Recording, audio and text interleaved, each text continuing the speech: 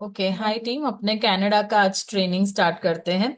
तो ये beginners training है, इसको मैं बहुत बेसिक लेवल से समझाऊंगी। और उसके बाद अभी जो जो रीसेंट चेंजेस कनाडा में आए हैं उसके बारे में बात करेंगे। फिर कनाडा में अभी आपके पास अगर कोई स्टूडेंट आता है तो उसके क्या क्वेश्चन होते हैं, उसको क्या आंसर देने हैं, वो सारी चीजों पे आज हम बात करेंगे। ठीक है। और उसके बाद में स्पाउस वीजा और विजिटर वीजा पूरा कनाडा आज अपने कवर करते हैं। ठीक है। तो स्टार्ट करते हैं पहले कनाडा की बेसिक इंफॉर्मेशन से। तो ये कनाडा का मैप है। कनाडा वर्ल्ड में कहाँ पे लोकेटेड है? तो यूएस के एग्जैक्ट ऊपर कनाडा लोकेटेड है, नॉर्थ अमेरिका में। और कनाडा का जो है ये मैप है जिसमें नीचे के 10 है वो उसके प्रोविंस है, ऊपर की 3 है वो टेरिटरीज हैं। तो टेरिटरीज में कनाडा में ज्यादातर लोग नहीं रहते हैं, ज्यादातर लोग जो है वो प्रोविंस में रहते हैं। और खास करके ये यूएस है। तो यूएस की बॉर्डर के 100-200 किलोमीटर का जो एरिया है ये वाला, यहाँ पे ज्यादातर पॉपुलेशन कनाडा की जो है वो बसती है। कनाडा का कैपिटल है वो ओटावा सिटी है। जैसे अपना न्यू दिल्ली है वैसे इनका ओटावा है। ओंटारियो में ये लोकेटेड है। पर ओंटारियो का कैपिटल जो है वो टोरंटो सिटी है। ठीक है। फिर इसके अलावा इनके और कई शहर स्टेट्स हैं। जैसे ओंटारियो है, उसके बाद मनीटोबा है जिसका कैपिटल विनीपेग है, सस्केचुअन का रजाइना है, एल्बर्टा का एडमंटन है, ब्रिटिश कोलंबिया का विक्टोरिया है, क्यूबेक का जो है क्यूबेक सिटी है, और नोवा स्कॉशिया जो है उसका हैलिफैक्स है, न्यू ब्रुंसविक फ्रेडरिक्टन है, प्रिंस एडवर्ड आइलैंड शार्लेटन है, न्यू फाउंडलैंड लेब्राडोर का सेंट जॉन्स है। यहाँ पर ही ज्यादातर पॉपुलेशन बसती है। ऊपर टेरिटरीज में 3 है, यूकोन, नॉर्थ वेस्ट टेरिटरीज और नूनावट। पर यहाँ पे 1000 की संख्या में पॉपुलेशन है, यानी उतनी ज्यादा पॉपुलेशन यहाँ पे लोकेटेड नहीं है। ठीक है। तो ये हमने बात करी स्टेट्स की। अभी मैं आपको थोड़ी और चीजें इसमें बता देती हूँ। तो कनाडा में ज्यादातर अपने इंडियंस कहाँ पे जाना पसंद करते हैं? तो ज्यादातर इंडियंस जो है वो ये जगह, अगर आपको कॉर्नर दिखे यहाँ पे विंसर है, यूएस की बॉर्डर आ जाती है। तो विंसर से लेकर के लंदन, किचनर, टोरंटो, ये वाला जो पोर्शन है सदर्न ओंटारियो का, यहाँ पे ज्यादा लोग जाना पसंद करते हैं। इसके बाद ब्रिटिश कोलंबिया में वैंकूवर, विक्टोरिया, यहाँ पे जाना पसंद करते हैं। उसके बाद जो है एल्बर्टा का जो शहर है एडमंटन, कैलगरी, यहाँ पे जाना पसंद करते हैं। सस्केचुआन में बड़ी सिटी रजाइना है यहाँ पे। क्यूबेक में लोग मॉन्ट्रियल करके एक सिटी है जो ओटावा के एग्जैक्ट बाजू में है, यहाँ जाना पसंद करते हैं। और न्यू ब्रुंसविक, हैलिफैक्स, नोवा स्कोशिया में भी लोग जाना पसंद करते हैं। ठीक है। तो यहाँ पे अपनी पॉपुलेशन मेन होती है। दूसरा, कनाडा का जो है टेम्परेचर, वेदर वो कैसा रहता है उसके बारे में हम बात करेंगे।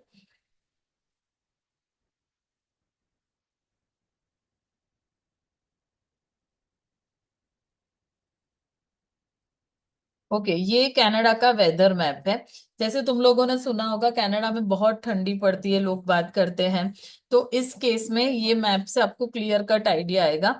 जहां पे ये ब्लू दिख रहा है वहां पे ठंडी ज्यादा है, और जहां पे आपको ये ऑरेंज कलर दिख रहा है वहां पे कंपैरेटिवली ठंडी कम है। तो अगर आप लोग देखोगे तो आपको यहाँ पे विक्टोरिया, वैंकूवर साइड, फिर नीचे सदर्न ओंटारियो साइड, और कुछ कुछ पार्ट्स यहाँ के जो है वहां पे आपको रेड, डार्क रेड कलर देखने को मिलेगा। यानी यहाँ पे आपको कंपैरेटिवली ठंडी कम देखने को मिलती है। अगर आप देखोगे तो ये जो यूएस है नीचे की साइड, उसके 100-200 किलोमीटर का जो एरिया है वो डार्क ऑरेंज और येलो में आता है।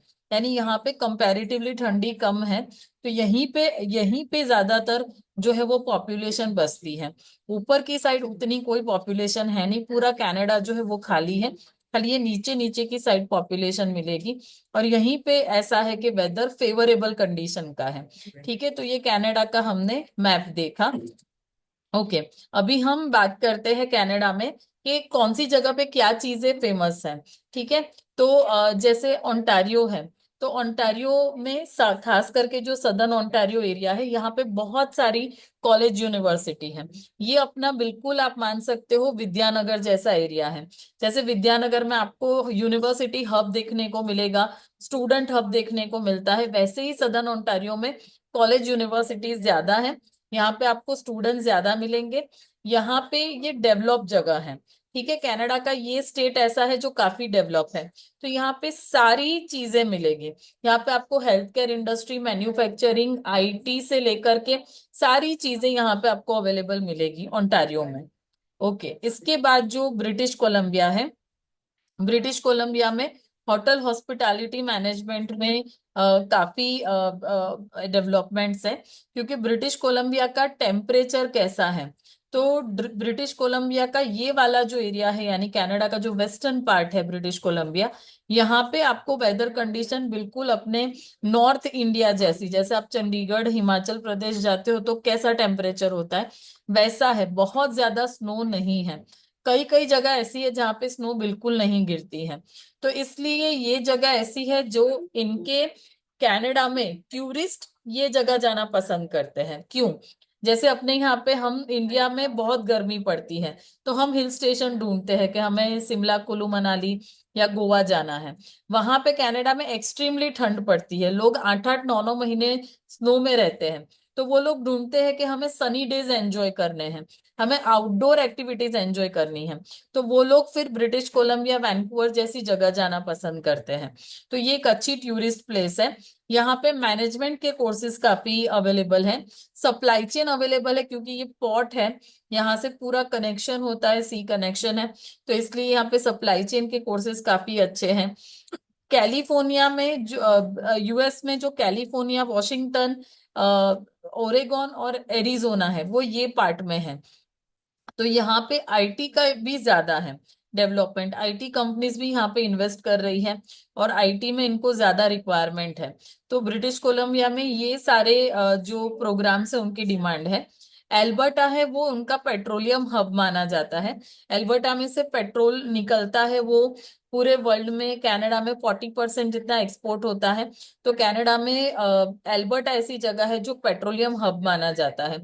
इसी की वजह से इसकी बहुत कीमत है, पूरे इकोनॉमी में इसका कंट्रीब्यूशन सबसे ज्यादा है।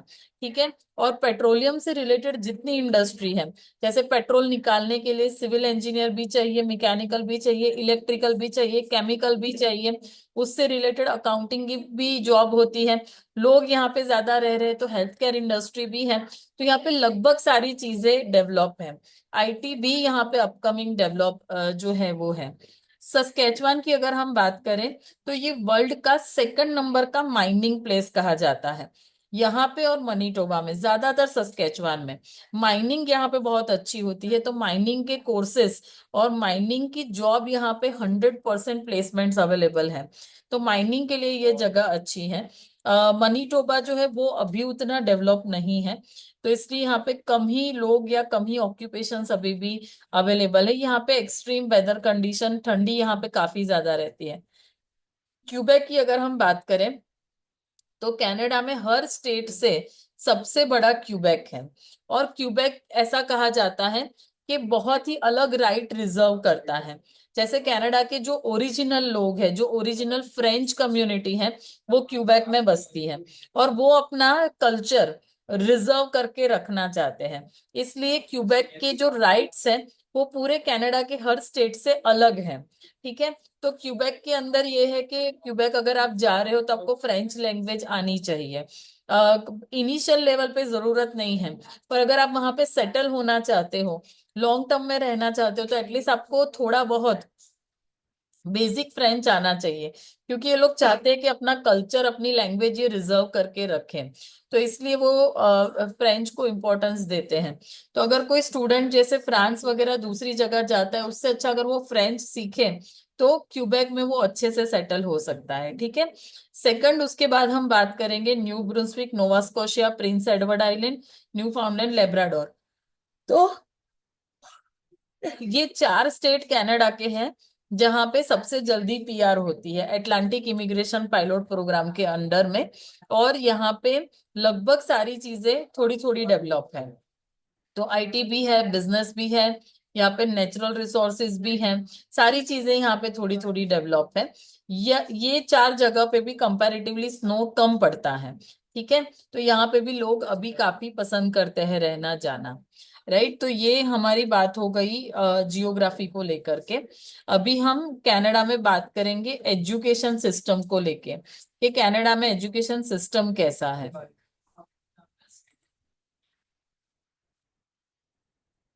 ओके। तो कनाडा का एजुकेशन सिस्टम कैसा है हम बात करें। सबसे पहले अगर कोई स्टूडेंट ट्वेल्थ के बाद वहां पे जा रहा है तो उसके पास चार ऑप्शन है। पहला साल, दूसरा साल, तीसरा साल और चौथा साल। ठीक है। तो फर्स्ट ईयर जो है इनको ये लोग बोलते हैं सर्टिफिकेट कोर्सेस। यानी ट्वेल्थ के बाद अगर कोई बंदा एक साल का कोर्स लेके जाता है तो उसे सर्टिफिकेट कोर्स कहा जाता है। अगर कोई बंदा 2 साल का कोर्स लेके जाता है तो उसको डिप्लोमा कोर्स बोला जाता है।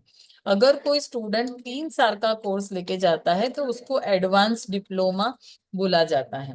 और अगर कोई 4 साल का कोर्स लेके जाता है यानी बैचलर्स डिग्री के लिए जाता है, तो ये होगा कनाडा का ट्वेल्थ के बाद के चार ऑप्शन, 1 2 3 4। ज्यादातर लोग सर्टिफिकेट कोर्स नहीं लेते हैं, या डिप्लोमा या एडवांस डिप्लोमा या बैचलर्स डिग्री के कोर्सेस लेते हैं। ठीक है। ये है। अगर किसी ने जैसे बैचलर्स डिग्री करी तो उसके बाद का लेवल क्या है, तो उसके बाद का लेवल है पोस्ट ग्रेजुएट डिप्लोमा। उसको आप पोस्ट ग्रेजुएट सर्टिफिकेट भी बोल सकते हो, इसे आप ग्रेजुएट सर्टिफिकेट भी बोल सकते हो। ठीक है। उसके बाद का जो लेवल है वो है मास्टर्स डिग्री, और उसके बाद का जो लेवल है वो है पीएचडी। तो इस तरह के कनाडा के एजुकेशन लेवल है। ठीक है। तो अगर कोई स्टूडेंट अपने यहाँ पे ट्वेल्थ के बाद जा रहा है तो आप उसको सर्टिफिकेट, डिप्लोमा, एडवांस डिप्लोमा या बैचलर्स कोई भी डिग्री ऑफर कर सकते हो। अगर कोई डिप्लोमा के बाद जा रहा है तो वो एडवांस डिप्लोमा और बैचलर्स के लिए एलिजिबल है। और अगर कोई स्टूडेंट बैचलर्स के बाद जा रहा है तो वो पीजी डिप्लोमा या मास्टर्स डिग्री के लिए एलिजिबल है। ठीक है। तो इस तरीके से कनाडा का ये हो गया पूरा एजुकेशन सिस्टम। ओके। अभी तुम लोगों को कोई ये पूछे कि मेरे लिए डिफरेंस क्या है, डिप्लोमा, एडवांस डिप्लोमा या बैचलर्स डिग्री जो है उसमें डिफरेंस क्या है और मुझे कौन सा लेना चाहिए। ठीक है। डिप्लोमा, एडवांस डिप्लोमा और बैचलर्स डिग्री। तो डिप्लोमा जो है वो पहले तो 2 साल के हैं, एडवांस डिप्लोमा 3 साल के हैं और बैचलर्स डिग्री जो है वो 4 साल की है। डिप्लोमा जो है ये प्रोग्राम को टेक्नीशियन कहा जाता है। एडवांस डिप्लोमा को टेक्नोलॉजी और बैचलर्स डिग्री जो है वो इंजीनियरिंग या फिर जो भी प्रॉपर है वो डिग्री कही जाती है। एडवांस डिप्लोमा अगर आप लेते हो तो आपका जो बजट है वो अप्रोक्सीमेटली 22 से 24 लाख के आसपास फीस होगी। ठीक है। अगर आप एडवांस डिप्लोमा लेते हो तो 30 to 36 लैक्स के आसपास 3 साल की फीस होगी। वैसे ही बैचलर लोगे तो 44 से लेके 50 लाख तक की फीस आपकी रहेगी। तो फीस के ऊपर भी डिपेंड करता है आप कौन सा कोर्स लेके जाते हो। डिप्लोमा और एडवांस डिप्लोमा के पीआर में कोई खास पॉइंट नहीं मिलते हैं, जबकि डिग्री के पीआर में पॉइंट्स काफी मिलते हैं। तो डिग्री करना एडवाइजेबल है। दूसरा, डिप्लोमा के बाद जो है वो अगर आपका प्रोग्राम स्टेम कैटेगरी का होगा तो ही आपको वर्क परमिट आगे पीजीडब्ल्यूपी मिलेगी। सेम एडवांस डिप्लोमा में स्टेम कैटेगरी का प्रोग्राम है तो ही आपको पोस्ट ग्रेजुएट वर्क परमिट मिलेगी। डिग्री आप कोई भी कर रहे हो आपको कंफर्म 3 साल का वर्क परमिट मिलेगा। ठीक है। तो ये डिफरेंस है। बेसिकली डिग्री करना ज्यादा एडवाइजेबल है। सेम उसी तरीके से कोई अगर आपसे ये पूछे कि मेरे लिए पीजी डिप्लोमा करना ज्यादा अच्छा रहेगा या मास्टर्स डिग्री करना ज्यादा अच्छा रहेगा,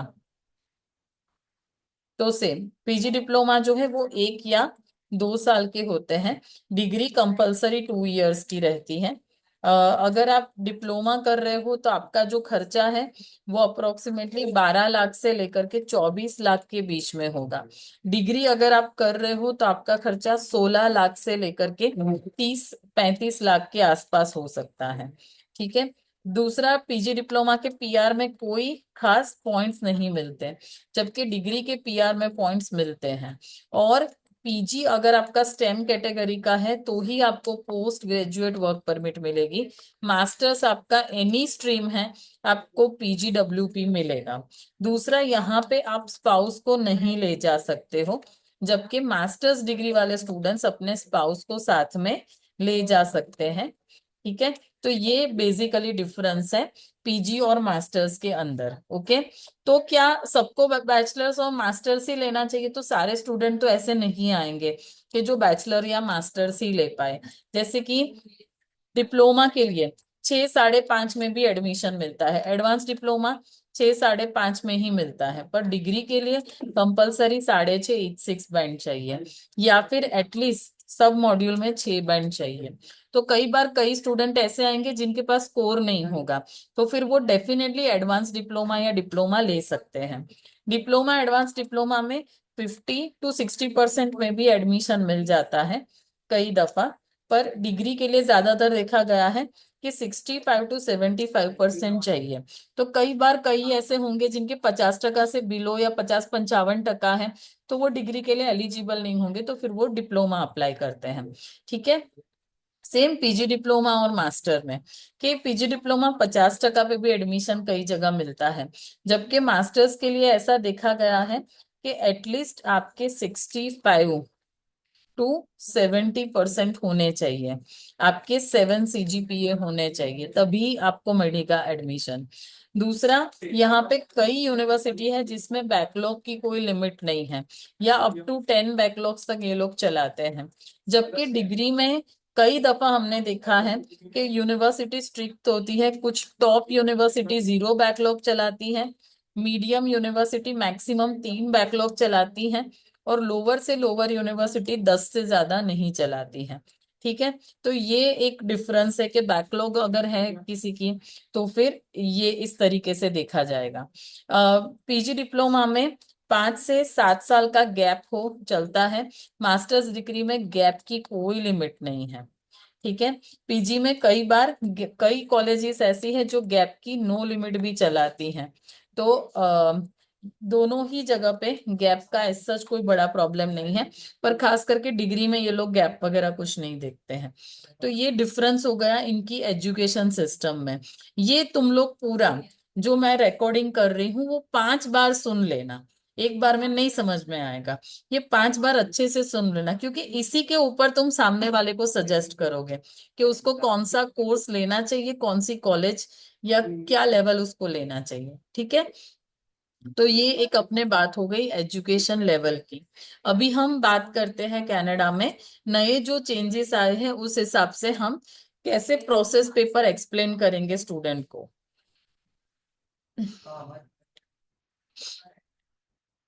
देखो, कनाडा का सबसे पहला स्टेप, कनाडा में 3 इंटेक हैं, जनवरी, मई और सितंबर। अभी जनवरी इंटेक कंप्लीट हो चुका है, तो आप लोग अभी मई या सितंबर के लिए स्टूडेंट को काउंसिल करोगे 2025 के लिए। उसके लिए उसको एग्जाम कब देनी चाहिए? तो अक्टूबर से फरवरी के बीच में, और सितंबर कर रहा है तो नवंबर से जून के बीच में एग्जाम दे, ज्यादा सही रहेगा। स्कोर उसको कितना टारगेट रखना चाहिए? तो डिप्लोमा में 6 साढ़े 5 भी चलेंगे, पीटी है तो 60, टॉफेल है तो 83, 3 इयर्स या 4 इयर्स की डिग्री है तो 6 साढ़े 5, डिग्री में 6.5 6, पीजी में 6.5 6, पर कई पीजी 6.5 5 पे भी मिलता है, कई 6 साढ़े 5 में भी मिलता है। डिग्री मास्टर है तो 6.5 6 कंपल्सरी रिक्वायरमेंट रहेगी।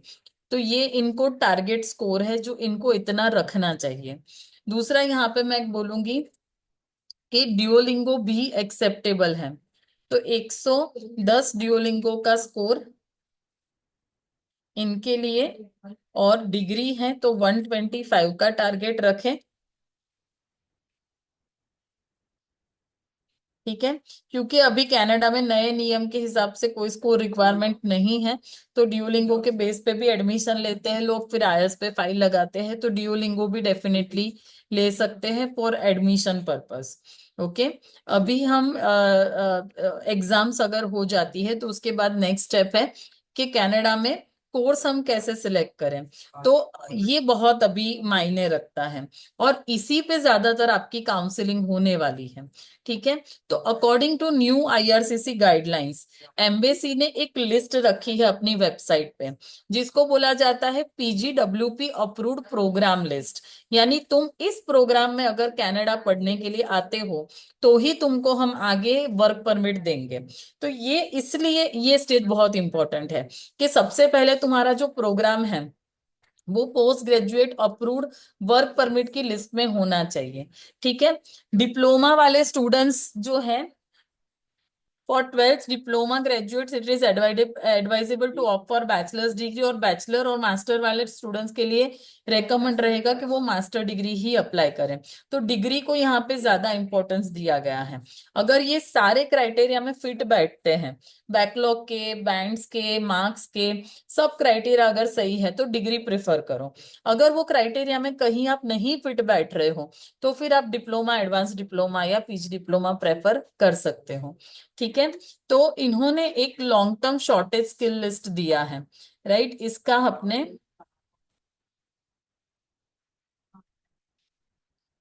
ये अपने ओपन कर लेते हैं। देखो ये अपनी जो नया पेपर है ना, उसी में लिंक दी है, जिसमें इन्होंने,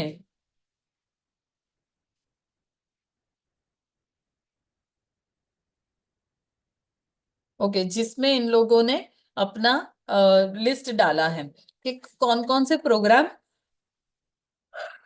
में तुम लोग आओगे तो हम वर्क परमिट देंगे।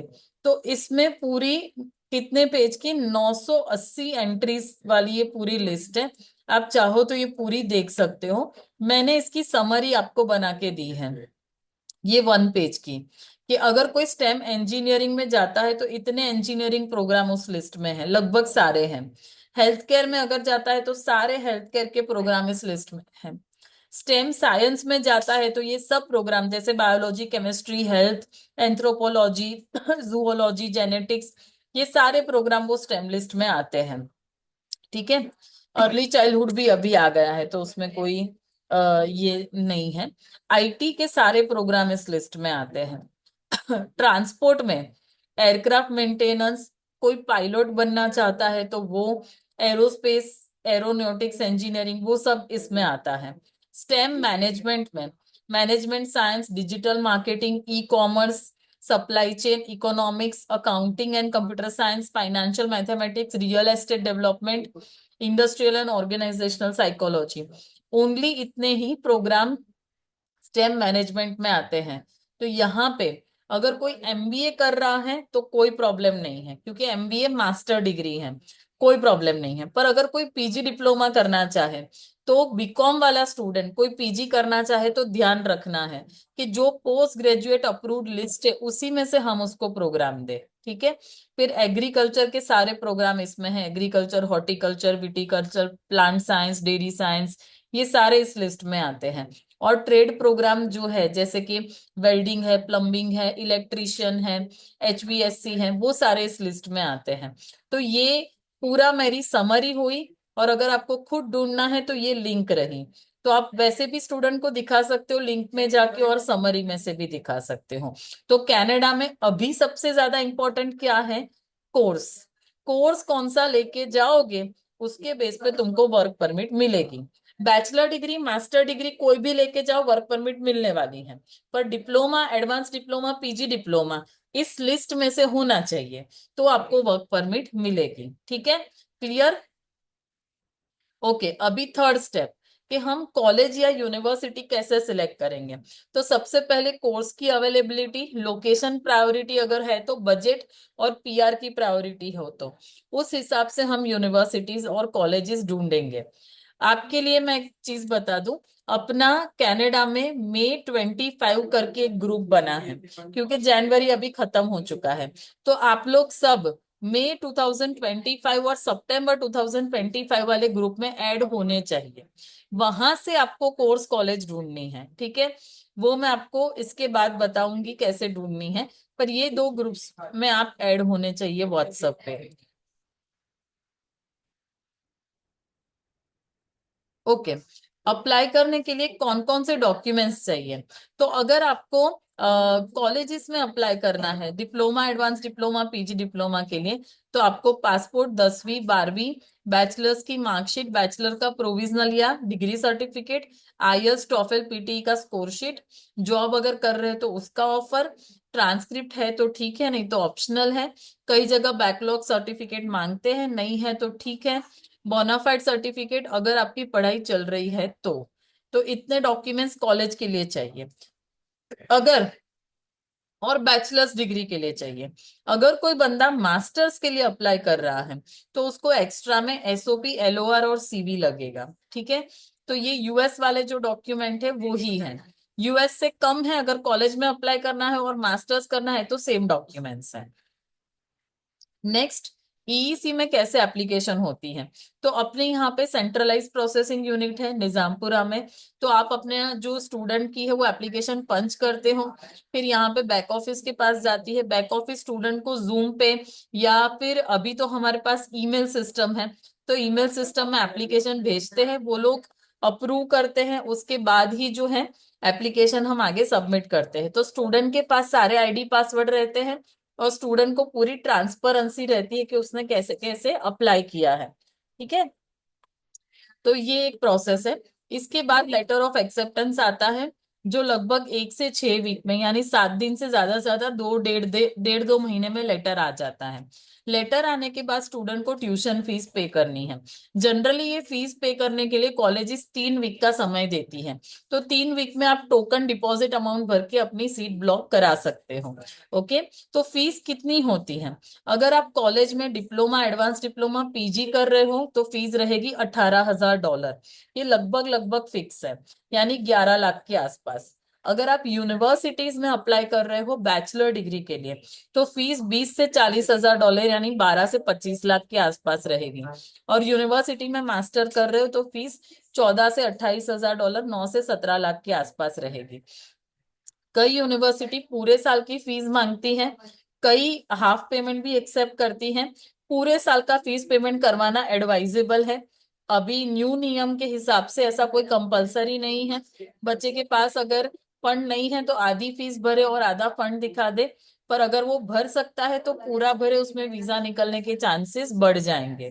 ठीक है, फिर 8वां स्टेप है पैल के लिए अप्लाई करना। अभी ये न्यू प्रोसेस है। ठीक है, पैल क्या है। तो पहल है प्रोविंस अटेस्टेशन लेटर। ये क्या है, तो अगर अभी इन लोगों ने न्यू सिस्टम निकाली है कनाडा वालों ने, कि अगर आप जो भी प्रोविंस में जा रहे हो, प्रोविंस यानी क्या, स्टेट, ओंटारियो, सस्केचवान, मनीटोबा, ये सारे स्टेट हो गए। अगर आप उस स्टेट में जा रहे हो तो आपको उसकी गवर्नमेंट से परमिशन लेनी पड़ेगी और वो आपको पैल इशू करेंगे। ठीक है, तो ये पैल आपको आपकी वीजा फाइल में लगाना है, ये जरूरी है। ओके, ये पैल सिस्टम क्यों बनाई, क्योंकि ये लोग कंट्रोल करना चाहते हैं उनके यहाँ पे आने वाली पॉपुलेशन को, और चाहते हैं कि सारे पार्ट में इक्वली पॉपुलेट डिवाइड हो। जैसे कि पहले क्या होता था कनाडा में कि सब लोगों को सिर्फ टोरंटो जाना है, तो सारी पब्लिक इकट्ठा हो जाती थी टोरंटो में। पूरा सस्केचवान खाली रहता था, पूरा मनीटोबा खाली रहता था, बाकी की सारी प्लेसेस खाली रहती थी। तो इन्होंने इक्वल डिवीजन हो पॉपुलेशन का, इसलिए ये पैल वाला सिस्टम निकाला है। तो पैल अप्लाई करते हैं कॉलेजेस वाले आपके बिहाफ पे, और आपको लेटर इशू करते हैं जो आपको अपनी वीजा फाइल में लगाना है। ठीक है, तो पैल की एक रिक्वायरमेंट है।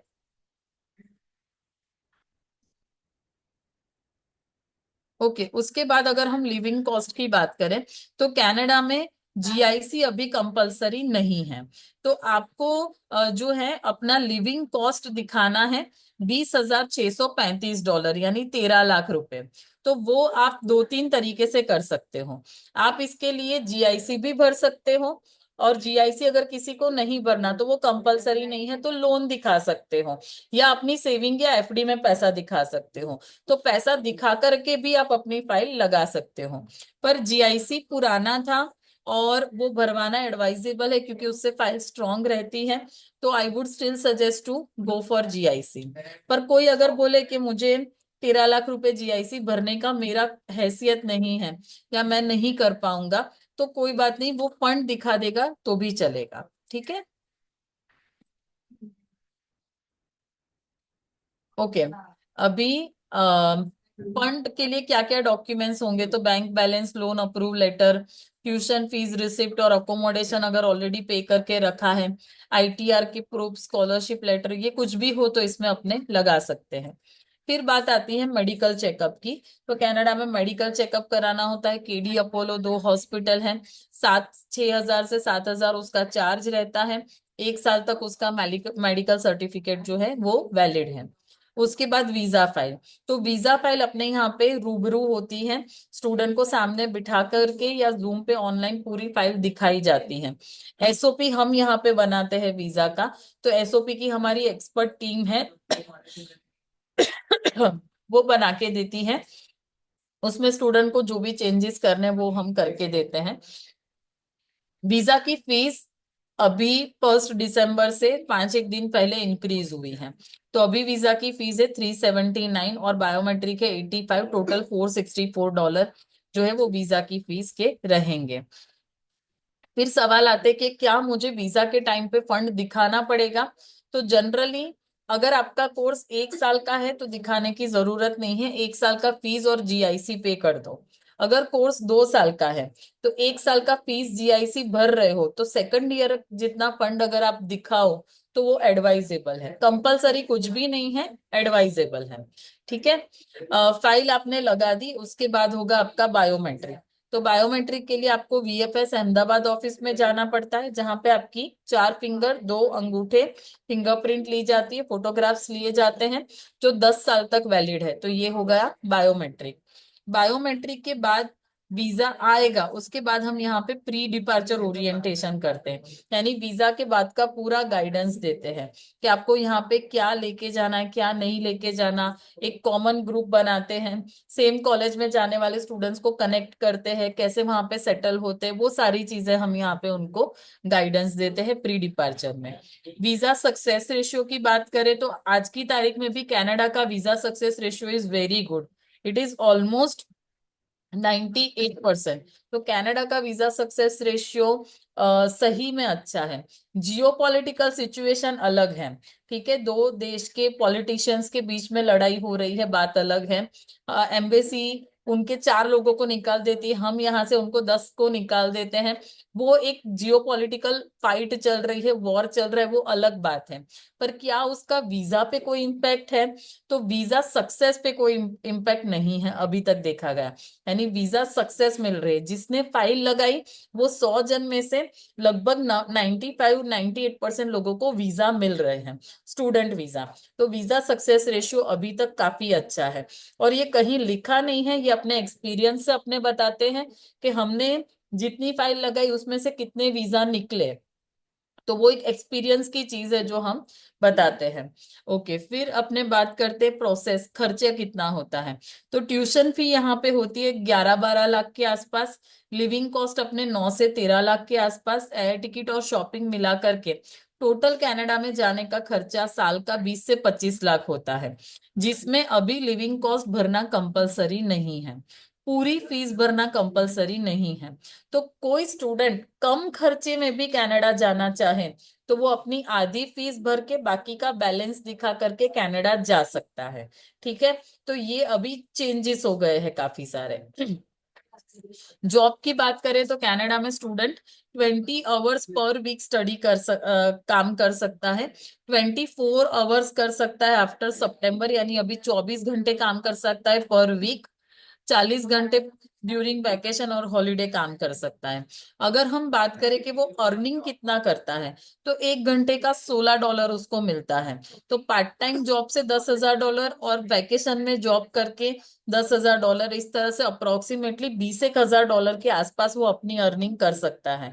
यानी अपना आराम से नेक्स्ट ईयर का आधा फीस या फिर अपना रहने खाने का खर्चा वो निकाल सकता है अपनी अर्निंग में से। ये कनाडा में स्टेट वाइज पर आवर कितना वेज रेट होता है वो लिखा है कि एल्बर्टा में $15 है, न्यू ब्रुंसविक में $14 मिलते हैं, ओंटारियो में 16, ब्रिटिश कोलंबिया में 16।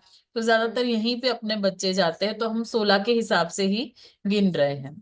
स्टे बैक ऑप्शन की बात करें तो कनाडा में पोस्ट ग्रेजुएट वर्क परमिट जो है वो बैचलर मास्टर या पीएचडी का स्टूडेंट होगा तो उनको 3 साल का वर्क परमिट मिलेगा ही मिलेगा। अगर किसी का डिप्लोमा डिप्लोमा एडवांस डिप्लोमा या पीजी डिप्लोमा है, I would correct here advance diploma, तो उनकी एलिजिबिलिटी के हिसाब से और उनका प्रोग्राम अगर स्टेम कैटेगरी में है तो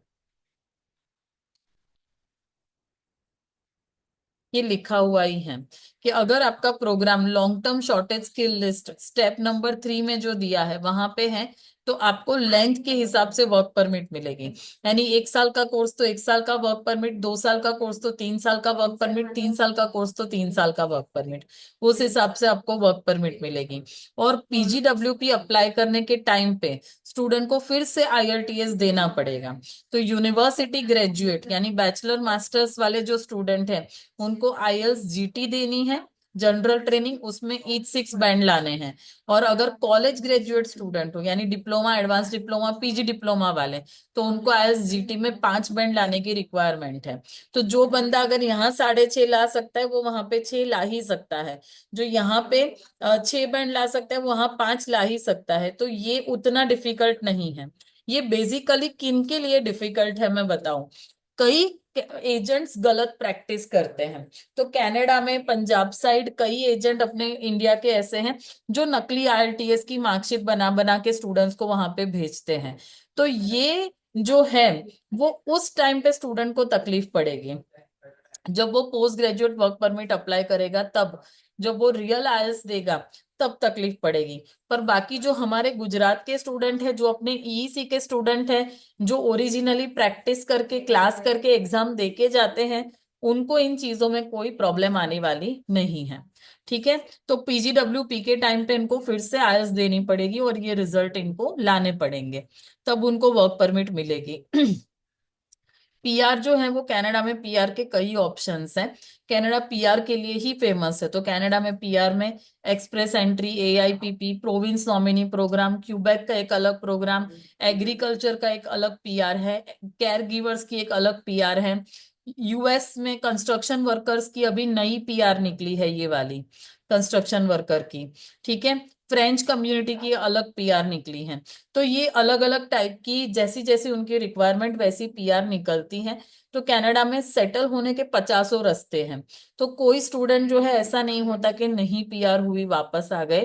कहीं ना कहीं तरीके से कोई ना कोई तरीके से एक या दो तरीके से उनका वहां पे सेटलमेंट हो जाता है। तो ये पीआर के लिए जो है वो काफी सही जगह रहती है।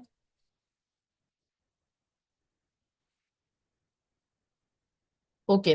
स्पाउस की बात करें तो कनाडा में नई गाइडलाइंस के हिसाब से अगर कोई स्टूडेंट मास्टर्स डिग्री 2 साल की लेके गया है, 1 साल का मास्टर नहीं चलेगा, 2 साल का मास्टर या पीएचडी या बैचलर्स डिग्री, इनमें से कोई जैसे dental surgery, law, MD, optometry, PharmD, फिर नर्सिंग, बीएड, इंजीनियरिंग, ये कोई बैचलर्स डिग्री के लिए जाता है या 2 साल की मास्टर या पीएचडी, तो वो अपने स्पाउस को साथ ले जा सकता है।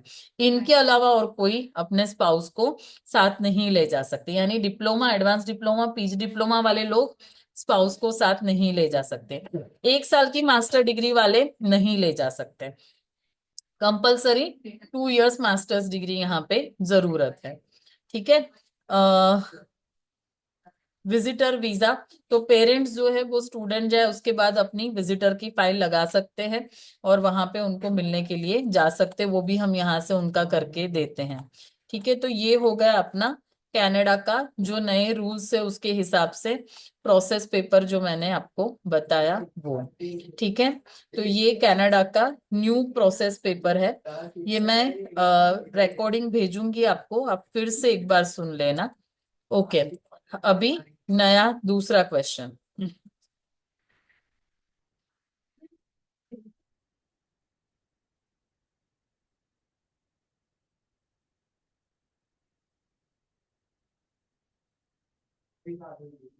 ओके। अभी आप लोगों में से कितने लोग मई 25 और सितंबर 25 के ग्रुप में ऑलरेडी है। मैम सितंबर में है, मई में नहीं है। ओके, मैं आपके ग्रुप में इनविटेशन लिंक भेज रही हूँ, आप लोग ज्वाइंट हो जाओ इस ग्रुप में।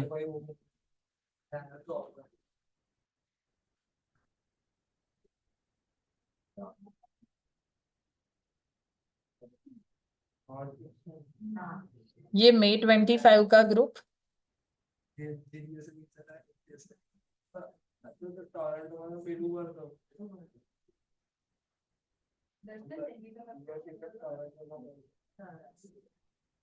मैम और वो प्रोसीजर पेपर भी आप प्लीज।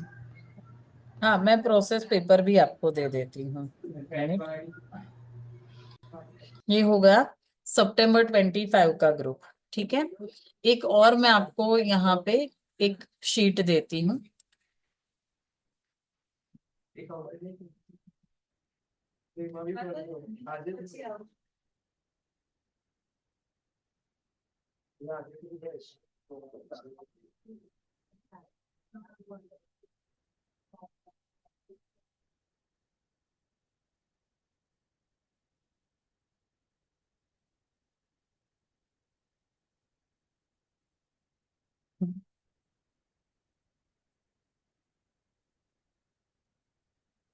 देखो, मैं तुम लोगों के साथ ये वाला शीट शेयर कर रही हूँ, मास्टरपीस। इसमें हो सकता है अभी कई चेंजेस आ गए हैं, इसको हम अपडेट कर रहे हैं, वो एक दो दिन में हो जाएगा। तो मैं आपको फिर से शेयर कर लूंगी ये शीट, अभी आप हाल फिलहाल इसको यूज कर सकते हो। जिसमें यूनिवर्सिटी का नाम, वो कौन सी सिटी में है, टोरंटो में उसका कैंपस है कि नहीं, प्रोविंस, उसमें अप्लाई करने की फीस क्या है, यूजी पीजी के आईएलटीएस स्कोर क्या है, पीटीई के स्कोर क्या है, ड्यूलिंगो के स्कोर, टॉफेल के स्कोर, बैकलॉग कौन कितनी चलाता है, ट्वेल्थ के परसेंटेज, ट्वेल्थ में बिलो परसेंटेज कौन चलाता है, विदाउट मैथ्स कौन कौन यूनिवर्सिटी एक्सेप्ट करती है, गैप कितना चलाती है, एनआईओएस बोर्ड चलाती है कि नहीं, आईएलटीएस की कंडीशन पे एडमिशन देगी कि नहीं, और एकेडमिक कंडीशन पे देगी कि नहीं, ये सारी इंफॉर्मेशन है। तो मान लो आपको अभी बेसिक ये है कि मेरे पास स्टूडेंट आया और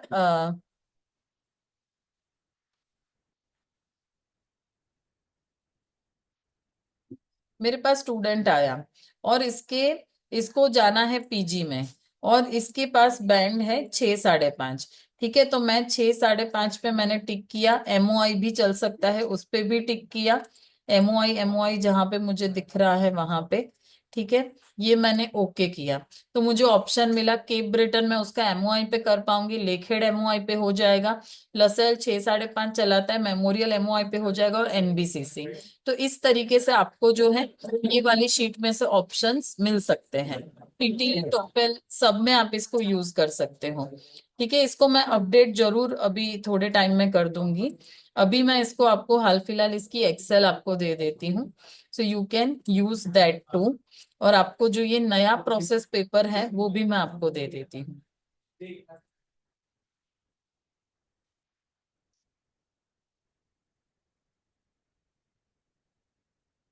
ग्रुप में। Just a minute. ओके, ये रिकॉर्डिंग चालू है तो I can not do that, just minute, I just pause. Okay, હવે છે ને હું તમને સ્પાઉસ વિઝાની ઇન્ક્વાયરી શીખવાડું છું કેનેડામાં, જસ્ટ અ મિનિટ।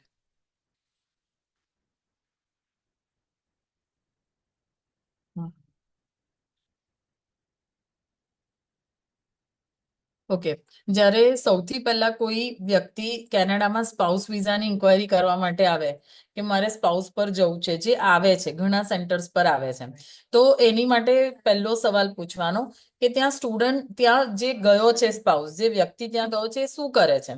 તો બે ઓપ્શન હશે કે કાં તો ત્યાં સ્ટુડન્ટ વિઝા પર છે, કાં તો ત્યાં વર્ક પરમિટ પર છે।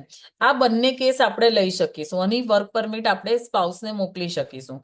અગર એવું કે ત્યાં પીઆર થઈ ગયો છે તો પીઆર ની આખી સ્પાઉસ મોકલવાની પ્રોસેસ અલગ હોય છે, એટલે એ આપણે નથી કરતા.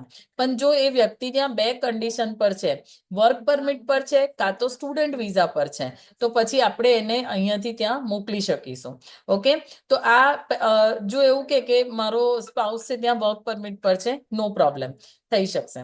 અગર એવું કે સ્ટુડન્ટ પર છે તો પહેલું પૂછવાનું કે કયા પ્રોગ્રામ માટે ગયો છે. અગર એ માસ્ટર માટે ગયો છે તો જ ફાઇલ મુકાશે. અગર એ diploma, PG diploma, advance diploma માટે ગયો છે તો ફાઇલ નહીં મુકાય. અગર એ બેચલર્સ ડિગ્રીમાં ગયો છે તો પેલું જે લિસ્ટ હતું એમાં જો બેચલર ડિગ્રી આવતી હોય કે બેચલર ઓફ એન્જિનિયરિંગમાં ગયો છે તો ફાઇલ મુકાશે. પણ એવું કે બીબીએ કરવા ગયો છે તો ફાઇલ નહીં મુકાય. તો સૌથી પહેલું ચેક કરવાનું કે સ્પાઉસ ત્યાં જે સ્ટુડન્ટ છે એ કઈ ડિગ્રી પર છે. તો માની લો કોઈ કીધું કે ત્યાં માસ્ટર્સ ડિગ્રી અપ્લાય કરવા ગયો છે, તો માસ્ટર્સ ડિગ્રી માટે ગયો હોય પછી આપણે આગળ એને ઇન્ક્વાયરી આપવાની, કે પછી વર્ક પરમિટ પર હોય તો આપણે આગળ ઇન્ક્વાયરી આપવાની. ઓકે, તો સૌથી પહેલા જો એ ત્યાં ગયો હોય તો શું ડોક્યુમેન્ટ્સ જોઈએ, એ લોકોની ઇન્ક્વાયરી હશે કે શું ડોક્યુમેન્ટ્સ જોઈએ, કેટલા ટાઈમ પર વિઝા આવે છે, શું ખર્ચો થાય, એ બધું. તો અગર ત્યાં જે સ્ટુડન્ટ છે એના ડોક્યુમેન્ટ્સમાં પાસપોર્ટની copy, visa copy,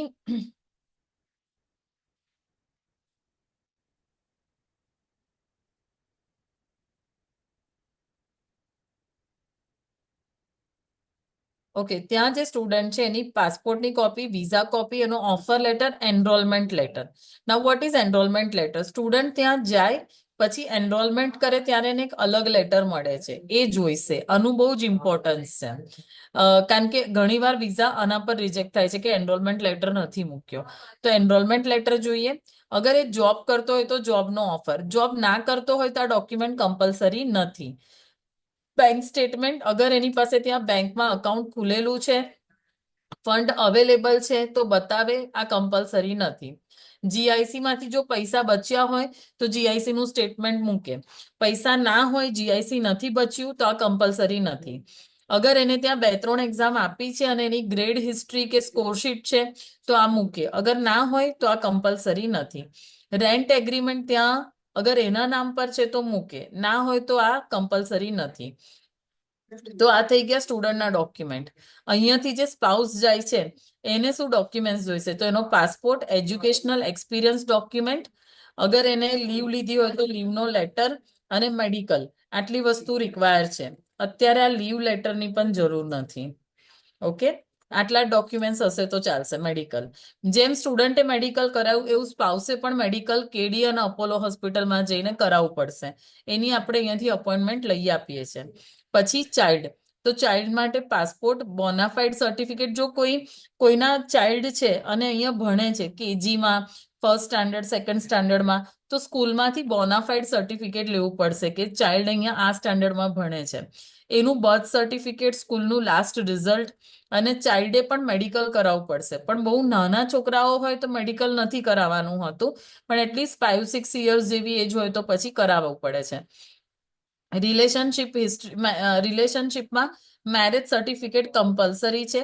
wedding card બંને સાઈડનું, વેડિંગના ફોટોગ્રાફ, સોશિયલ મીડિયા પરના એમના અપડેટ્સ, ફેસબુક અને ઇન્સ્ટાગ્રામના screenshot, chat history, call history, આટલું ડોક્યુમેન્ટ્સ રિલેશનશિપમાં જોઈએ. અને સ્પોન્સરશિપના ડોક્યુમેન્ટ. હવે આ બદલાઈ ગયું છે. This is change now. I will explain you this in a second this thing. Okay, તો સ્પોન્સરશિપમાં એમને બેલેન્સ બતાવવું પડે. પ્રોબેબલી સેવિંગ અને એફડીમાં હોય તો વધારે સારું, અને પ્રોબેબલી જે અહીંથી સ્પાઉસ મૂકે છે એના અકાઉન્ટમાં જ બતાવો તો વધારે સારું. ઓકે, તો આટલા ડોક્યુમેન્ટ્સ જોઈશે આની માટે. સ્પાઉસ ઓપન વર્ક પરમિટની જે વિઝા ફીસ છે $340 છે, અને ચાઇલ્ડ એઝ અ સ્ટુડન્ટ જાય તો એની ફીસ $235 છે, જે આઈ થિંક હવે વધી અને ઇટ ઇઝ 464 નાવ. અને ચાઇલ્ડ એઝ અ વિઝિટર જાય, પ્રિયા વિઝિટરની ફીસ પણ વધી ગઈ છે. કેટલી થઈ? હા, 229 પ્લસ 85.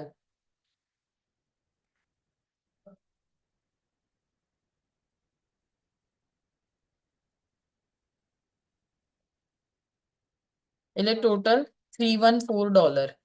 ઓકે, સો આ બધી રિવાઇઝડ થઈ ગઈ છે ફીસ. $314. ઓકે, અને our consultancy charges 41,300 including GST. Okay, તો આ ડોક્યુમેન્ટ્સની રિક્વાયરમેન્ટ છે.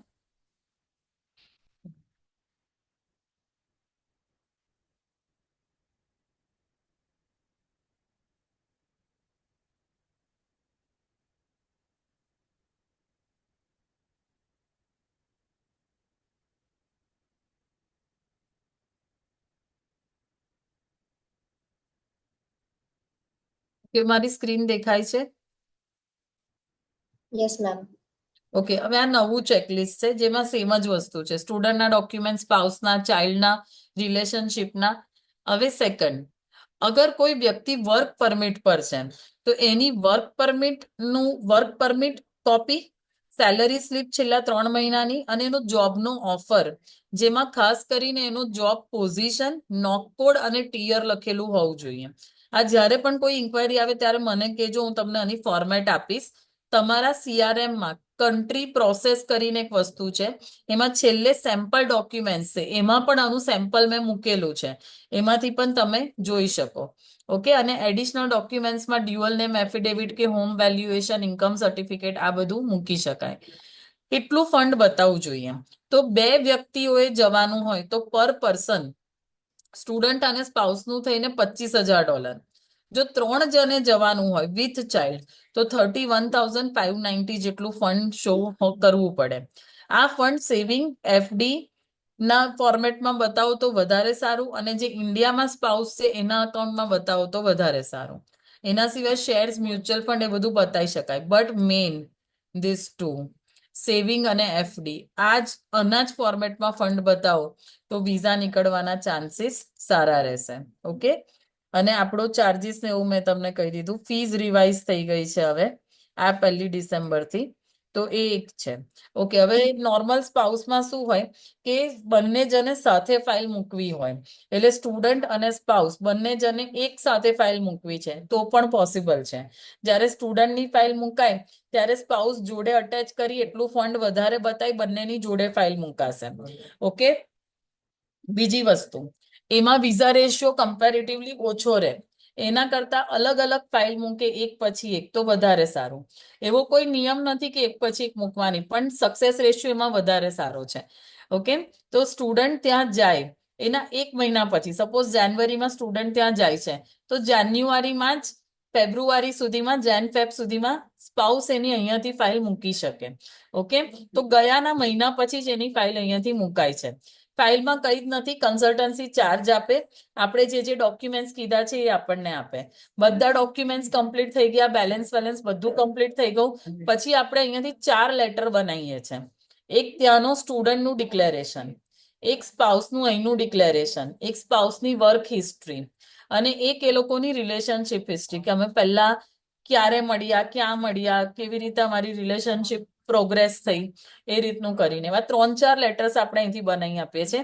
એ રીતે આપણે આખી ફાઇલ પ્રિપેર કરીને સબમિટ કરીએ છીએ ઓનલાઈન. અને સ્પાઉસ વિઝા અપ્રૂવ થતા અત્યારે 5 થી 6 મહિના જેટલો ટાઈમ લાગે છે. It could change. તમે લોકો આપણું જે વિઝાનું ગ્રુપ છે એમાં કાઉન્સિલર, વિઝાના ગ્રુપમાં તમે છો કે નહીં એ કહો. અગર ના હો તો જોઈન થઈ જાઓ. સૌથી વધારે કામ તમને એ ગ્રુપ લાગશે, કારણ કે એમાં તમે જુઓ કે વિઝા કોને ક્યારે અપ્લાય કર્યા અને ક્યારે અપ્રૂવ થયા, એનાથી એક અંદાજો આવશે કે ટર્ન અરાઉન્ડ ટાઈમ શું છે. તો સ્પાઉસનો અત્યારે ટર્ન અરાઉન્ડ ટાઈમ 6 મંથ્સનો ચાલે છે. આ વહેલો મોડો થાય છે, દર ટાઈમ ચેન્જ થાય છે. So need to check that કે છેલ્લે કોના વિઝા કઈ તારીખથી કઈ તારીખમાં આવ્યા. Okay, so this is what it is all about. Spouse inquiry is very easy, ખાલી ડોક્યુમેન્ટ સમજાવવાના છે.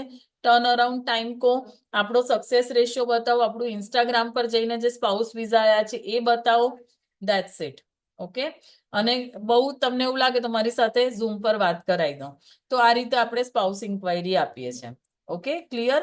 અને કેનેડામાં આપણે વિઝિટર વિઝા પણ કરીએ છીએ. કેનેડાના વિઝિટર આપણે પેરેન્ટ્સના કરીએ છીએ, જે સ્ટુડન્ટ ત્યાં ઓલરેડી છે એમના મમ્મી પપ્પાના, ભાઈ બહેનના, એ બધા વિઝા આપણે અહીંયાથી કરીએ છીએ. એની ઇન્ક્વાયરી હું તમને નેક્સ્ટ કોઈક સેશનમાં આપીશ કે કઈ રીતે આપણે એની પર એ કરશું. ઓકે, સો એ કે હતું. હવે કેનેડામાં કોર્સ કઈ રીતે ફાઇન્ડ કરવાના, કોર્સ કોલેજ કઈ રીતે ફાઇન્ડ કરવાની. ઓકે, એની પર આપણે એક સેશન લઈશું. I will take 15-20 minutes break. અત્યારે 5:18 થઈ છે. આપણે લોકોએ 5:45 પર ફરી મળીએ. ઓકે, ત્યાં સુધી હું જે મટીરિયલ ભેગું કરવાનું છે ફાઇન્ડ કરીને પછી હું તમને ઇન્ક્વાયરી આપું. Ma'am yes, Chandkheda, question. Ma'am મને ડાઉટ એ હતું કે આપણે જે સેવિંગ્સમાં અને એફડીમાં જે અમાઉન્ટ આપણે બતાવવાની છે એમાં જૂનું કેટલું હોવું જોઈએ, 6 મહિના કે એવું? કેનેડામાં જૂનાના નિયમ નથી. અચ્છા, આખા કેનેડામાં જૂનાવાળા કોઈ નિયમ નથી. તો કેનેડામાં તમે રિસન્ટ ફંડ બતાવો. કાલે કોઈની પાસેથી લઈને અકાઉન્ટમાં મૂક્યું છે એ બતાવશો તો ચાલશે, પણ એની અંદર સ્ટેટમેન્ટ નહીં મૂકવાનું, સર્ટિફિકેટ મૂકવાનું કે આજની તારીખમાં આટલા પૈસા છે એવું. ઓકે, હમ. ઠીક છે. આઈ સ્ટોપ ધીસ ટ્રેનિંગ અને આપણે 5:45 ના મળીએ. બાય.